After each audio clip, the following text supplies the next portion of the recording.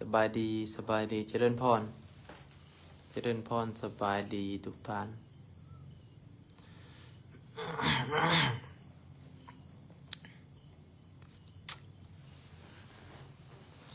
สบายดีทุกท่านที่เขามาหับสม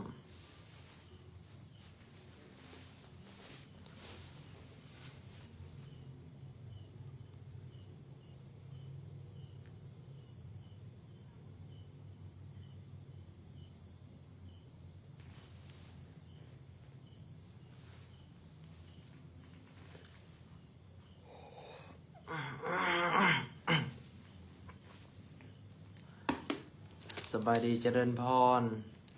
ญาติโยมญาติธรรมทุกท่านเด้อเขามาแล้วฝากก็ได้กุแซ่เนี่ยญาติโยมเพื่อบอกบุญต่อๆกันไป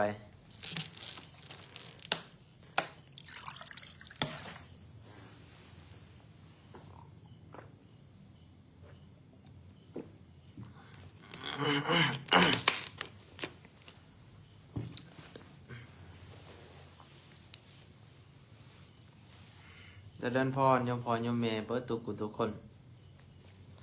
คนละไลค์คนละแซ่เพื่อบอกบุญต่อๆกันไป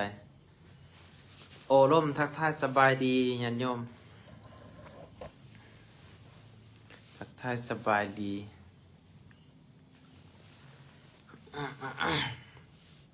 สบายดีโยมเมตูวันธรรมวงศ์สบายดีเบิร์ทุกคนเด้อแล้วก็ไม่ออกเปลี่ยนค่ำเนาะแก้วเครื่องสีเจริญพรเด้อสบายดีสบายดีแล้วก็ไม่ออกดวงใจเนาะไม่ออกดวงใจสบายดีเจริญพรเจริญพรทุกท่านแล้วก็แม่วันเนาะแม่วันอนุโมทนาบุญได้เดิมโยมแม่เด้อแม่บอกว่าแม่บ้อนเมืองมานี่เนาะสาธุบุญนำที่เขามาหับศพ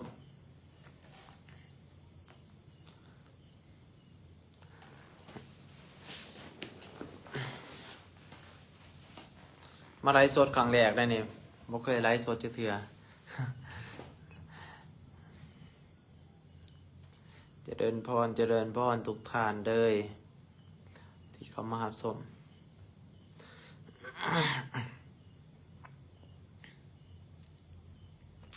โอกาสดีมีเวลามานี่เนื่องจากว่านักเรียนมีเบียกเนาะนักเรียนมีเบียกขอบล่ามานี่ก็ได้ว่าวางก็ได้ว่าอะไรมันไหลให้ญาติให้โยมได้รับส้มนมัสการขหน่อยพระอาจารย์สันติสุข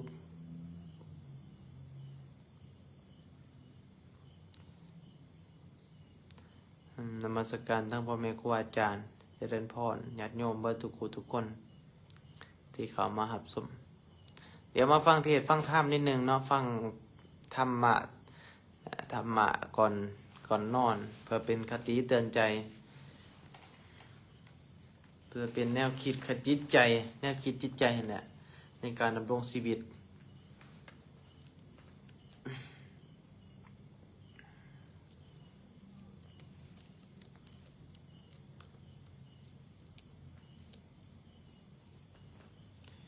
เป็นขอคิดสกิดใจอย่าย่อม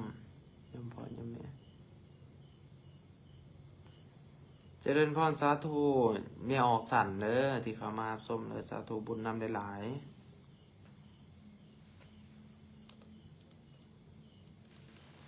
สาธุบุญดีมีแห้งสาธุแซ่ให้แล้วสาธุขอบใจได้หลายโยมแม่อนุโมทนาบุญนั้นได้หลาย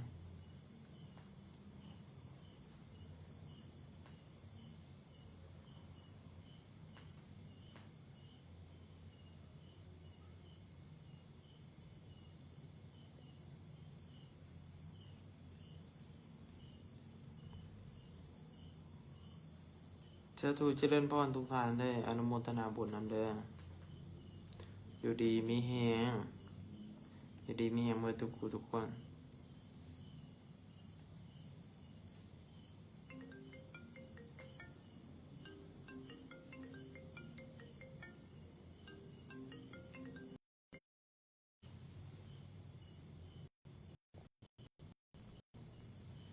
เกือบไปเลยมีสายเขายันโยม ต้องขออภัยนหลาย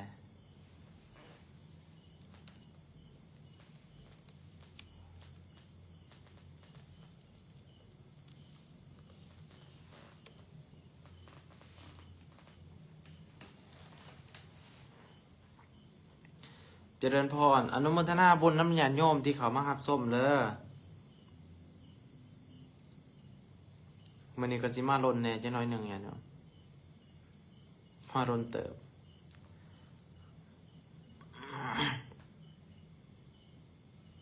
เจริญพรทักทายสบายดีช่วงเย็นๆช่วงแล้งเนาะส่วนนี้ก็อากาศเริ่มเปลี่ยนนะญาติโยมอย่าลืมดูแลสุขภาพเด้อญาติโยมเด้ออย่าลืมดูแลสุขภาพเจ้าของเนี่ย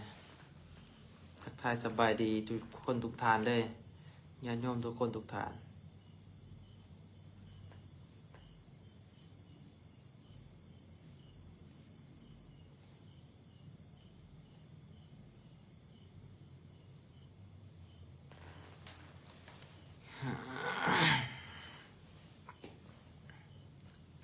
สบายดีเจริญพรทุกท่านเด้อที่เข้ามารับชมเด้อคำว่าแล้วฝากคนก็ไลค์ก็แชร์คนละ1แชร์1ไลค์ญาติโยมเอาบุญน้ำกันเอาบุญน้ำกันสาธุบอกบุญต่อๆกันไปญาติโยม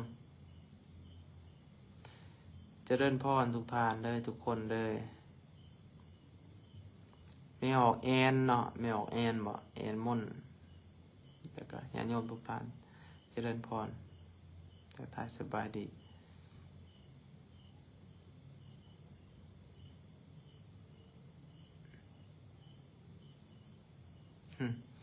สบายดีญาติโยมเดี๋ยวสิเทศสู่ฟังมาเนี่ยสิเทศก่อนหนึ่ง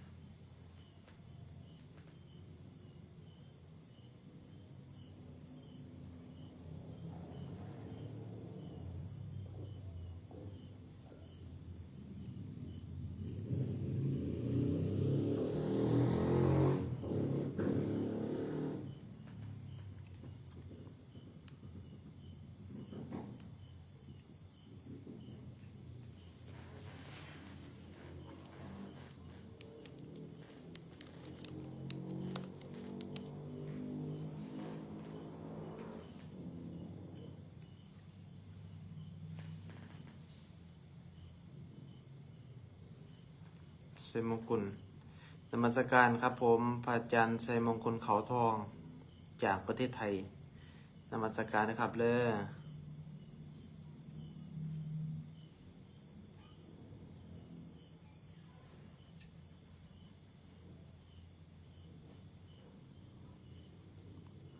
เดี๋ยวแป๊บหนึ่งหาก่อนเทศก่อนสิเทศสู่ฟังก่อนหนึ่ง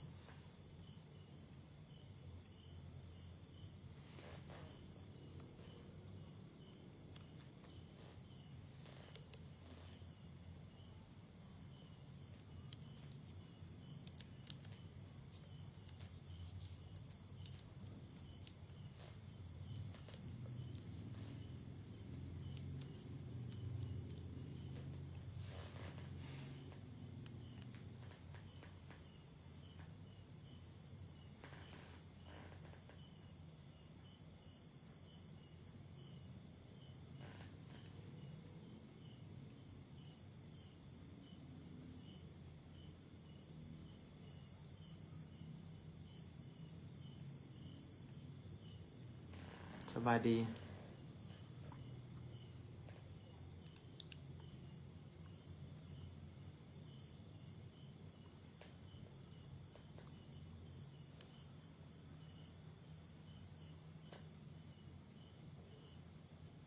ชักสิเทศยังเดียววันดื่มไปเถอะ ยลืมหน้าลืมหลังเลยว่าสิเขาไปหาก่อนเทศแต่ไปเขาไปเฮ็ดแนวอื่นเลยเจริญพรญาติโยมพ่อโยมแม่ประทุกทุกคนเด้อเดี๋ยวสิเทศน์สู่ฟังกันหนึ่งเนาะกันเกี่ยวกับพระคุณแม่เนาะเป็นก่อนเทศพระคุณแม่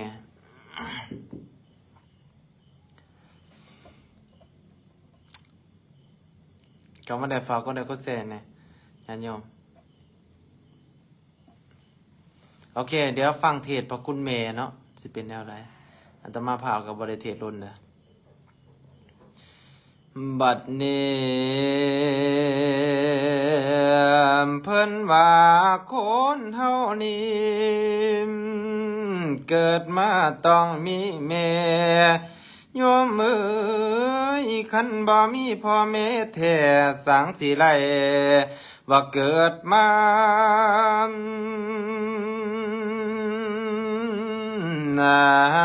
คุณพ่อแม่มีล้นฟ้านักเดินนอผู้ผ่าบ่อาจเอาหยังมากันจังจะเทียมไหลไผผู้ลืมคุณแก้วมารดาพ่อกับแม่ตกหน้าโลกเที่ยงแท้ข้าวหน้าวันแน่นอนไล่ลับคำเดือดหอนเฮงบ่มีหายตกเอาไว้อาเวจีแม่นบ่มีย้ำแล้วมารดาแก้ว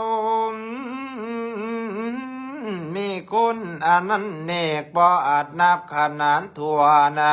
คุณแก้วหลอกแม่คิมนะแม่นสิเอาแผ่นฟ้าเป็นกระดาษห้องเขียนเอาผู้เขาเป็นปากกาขีดเขียนปากคนเจ้าเอานาเทียทนามสมุทโทกว้างใหญ่มาเป็นเมื่อขีดแต้มพระคุณเจ้ากะบ่พอ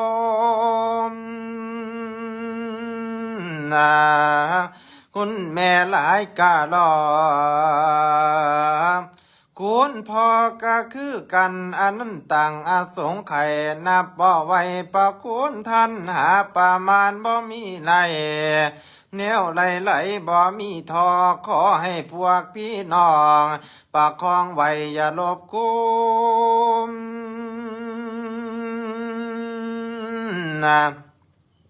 ตั้งแต่เมื่อเกิดพูนคุณพ่อแม่คอยดูแลขอให้ท่านหอมบุตรตาขันสู่วันเด้งเศร้าคุณแม่ของคอยเฝ้าท่านน้อมเอาขันลูกซอยว่าโอ้ย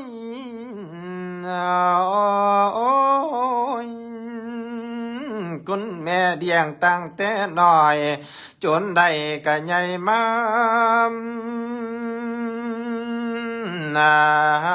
คุณแม่หาของปอนแต่ยังนอนอยู่ในอูขันบ่หูเหตุใดให้ไว้แอวโน้ม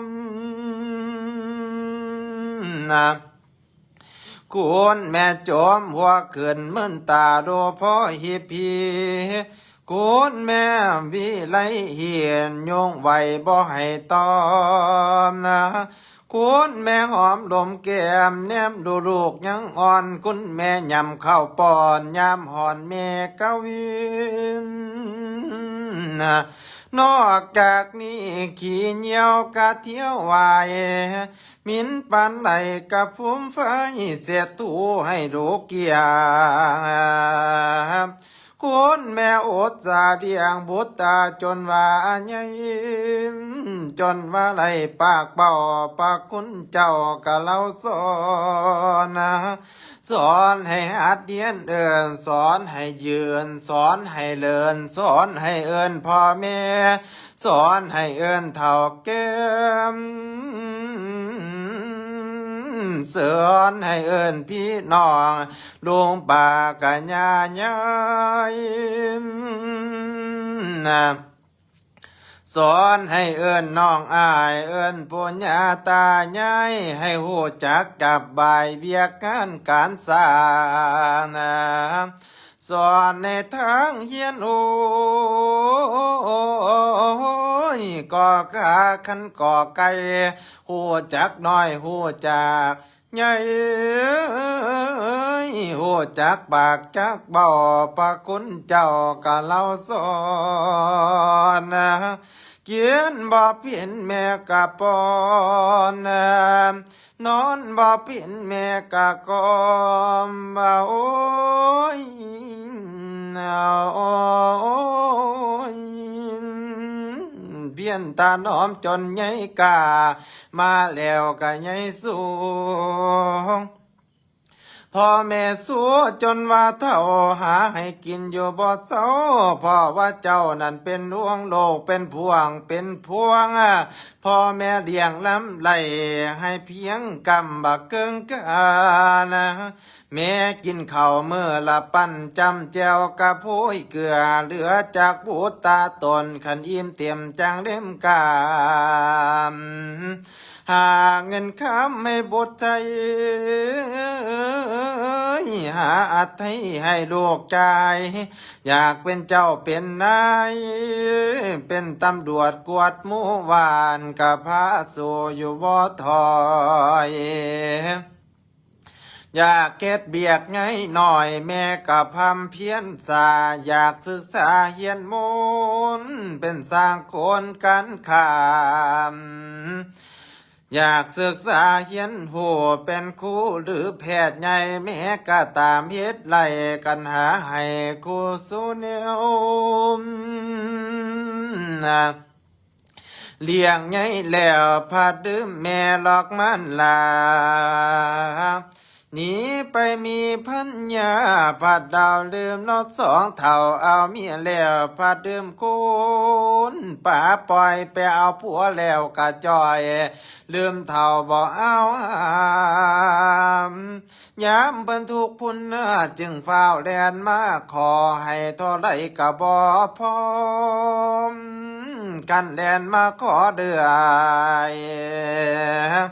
มีเงินทองแม่ปันให้ของแนวไหลแม่ป้อนใจ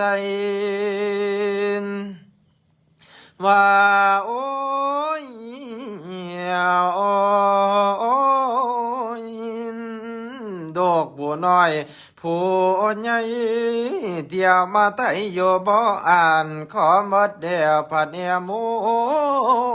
น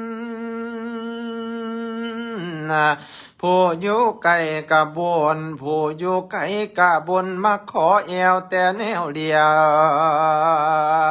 นะบ่มีไผสิมาเดียวแม่ผู้เดียวผ่านลืมจอยคอยแต่ทางสิมาเว้าขออามุนแต่น้ำแม่ย้ำเพิ่นเฒ่าเพิ่นแก่แม่ผู้เดียวเลี้ยงบ่ไหลกันให้แล้วโลดบ่แท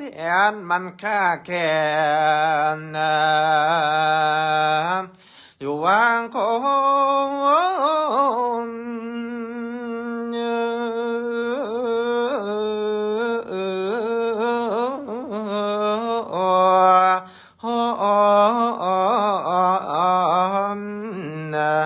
นอ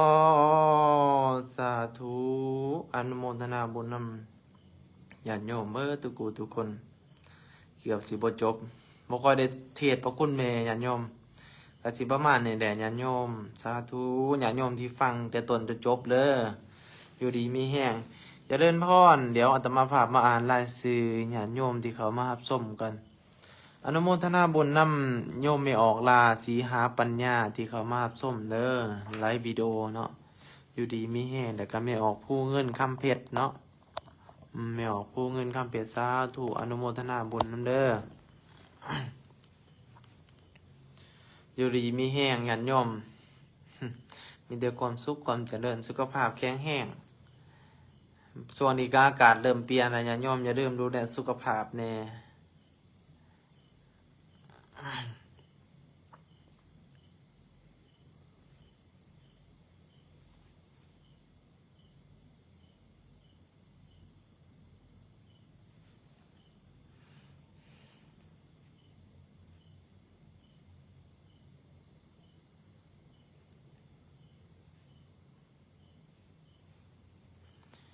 สาธุเจริญพรทุกทานเด้อที่เขามารับชมกูว่าไทย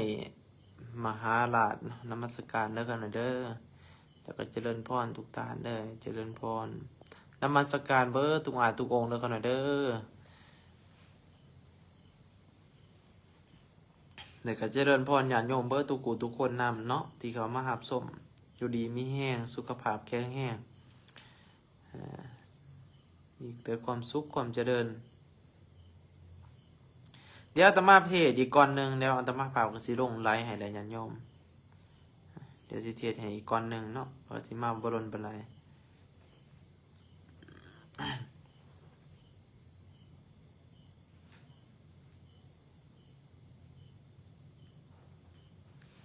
สิเทศจังได๋บ่เจอก่อนญาติโยมเลย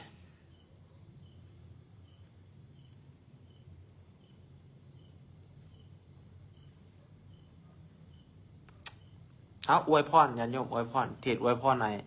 ญาติโยมสุขภาพแข็งแรง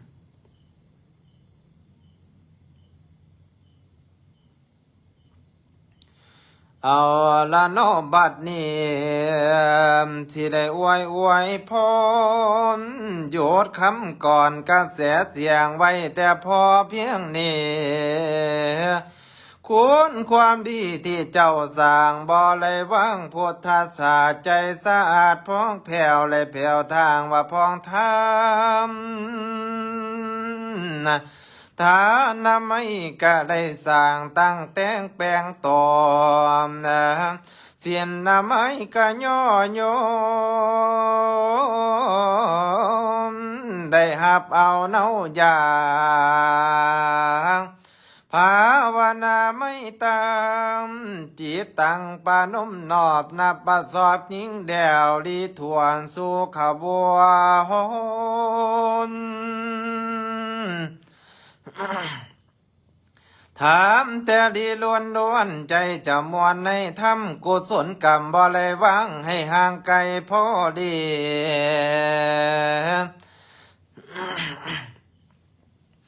จางว่าดีล้นเป็นมงคลอันดำเลิศใจประเสริฐจังสิบ่มีแล้วสิมุนมองคุณความดีที่พี่น้องพ่อและแม่กระทำมาเทวลาให้ดิ่งเห็นได้พามโมทนาน้อมเทพในเขาในห่วยน้องเบิงกะภูมิทีทอรานีเทพไทยให้เห็นโหหอมขบวนสิ่งศักดิ์สิทธิ์ตลอดด่วนสกลโลกให้ดิ่งเห็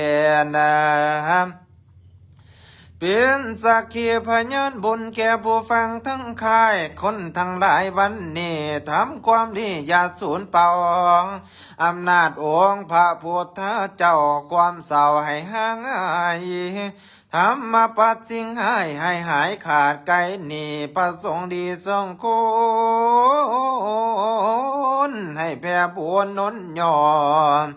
ให้บุญสู้ให้บุญซ้อนอย่าอาจทนหอนเทงสุขเกิดเองพ่อสร้างกุศลไว้ว่ามากยืมผลจากการฟังธรรมเมื่อนี้ก็มีมากหักคอคือกิตติสาธุเสือเสียงหลังกองวิสารทูตกไปห้องแลนไหลก็แล้วแต่ใจสิแข็งเก่งกาสีนากระเซินชัยปิโยมนาโปนินานให้ก้าวสันดาเสือนเดียเหลือเกินคนย่อเถือกใจตูข้าวข้างอสมโหจิตใจต่างบ่ลงตายไว้บนคิดเห็นบุญที่ก็ไว้ใจสิตั้งต่อภาลา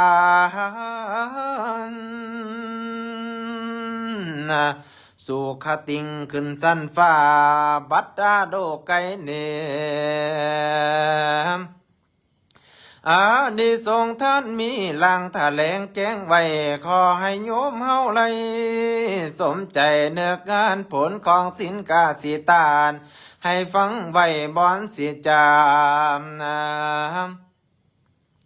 สิไล่ไปอยู่ฝากก็เพราะว่าคุณเสียนะผู้บ่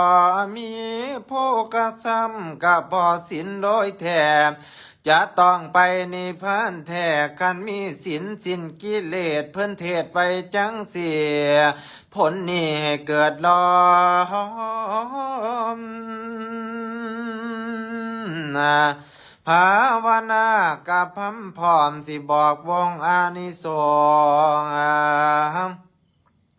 สิเกิดคุณมหาศาลกิเลสคายน้องหายเสียนะพาโมนินตัดไว้ที่ศานาตลอดทั่วตลอดปีอย่าไล่มัวอย่ามองคำว่าตำต้อยอย่าได้ตกตำต้อยให้เอื้องวงสูงสามไว้ทางไรให้คนหากอยาสิมีไพ่ต้องขอให้เงินทองหล่นอย่าอึดจนหาไรง่ายสุขกายใจครอบตัวนะม้วนพ่อกูโซเนวนะใจให้ใสรังแก้วกายให้พองนวลสีตลอดปีกเกษียมสารเบิกบานอุลาโลงเอวังโลมเอาเอาไว้พรพระไตรสารเพงขอให้โยมทุกท่านเกษียณสาร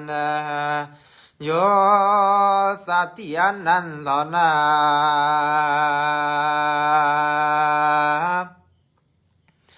สาธรรมโย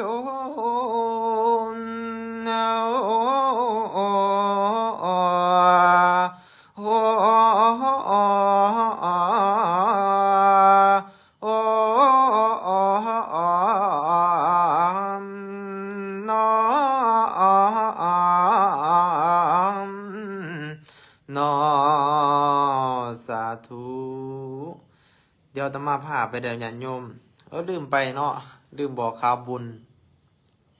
ญาติโยมท่านใดที่อยากมาร่วมอนุโมทนาบุญเด้อญาติโยมเด้องานบุญกฐินสามัคคีอยู่ที่วัดลอนดูเมืองหันชัยฟองนครหลวงเวียงจันทน์เนาะญาติโยมเนาะเดี๋ยวตมาพาอ่านรายละเอียดให้เดี๋ยวถ่ายแป๊บหนึ่งเด้อญาติโยมเด้อ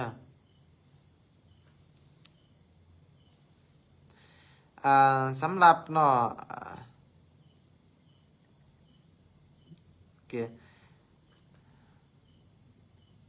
สำหรับมือตั้งแม่นมือวันที่11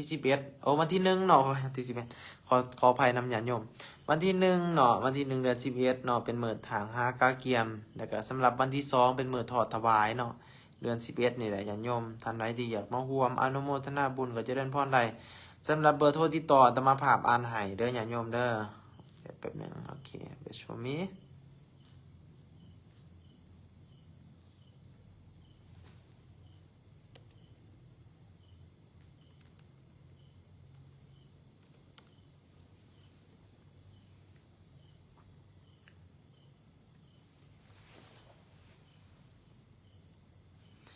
เบอร์โทรติดต่อเนาะญาติโยมเนาะผู้ใดที่บ่สะดวกมากเนาะสามารถปรึกษาทางพระอาจารย์เจ้าที่การสมพันธ์บัตรเพิ่นได้เนาะเบอร์โทรติดต่อแม่น02059344895เนาะ